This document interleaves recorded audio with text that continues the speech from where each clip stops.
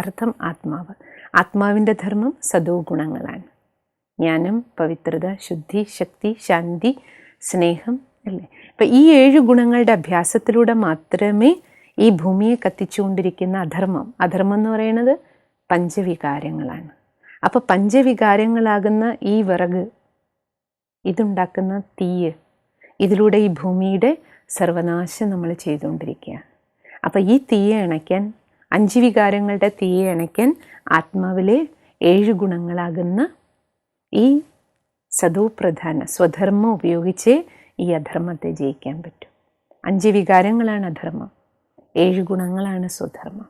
അപ്പോൾ സ്വധർമ്മത്തിൻ്റെ ശക്തി ഉപയോഗിച്ച് അധർമ്മത്തെ നമുക്ക് ജയിക്കാൻ കഴിയും.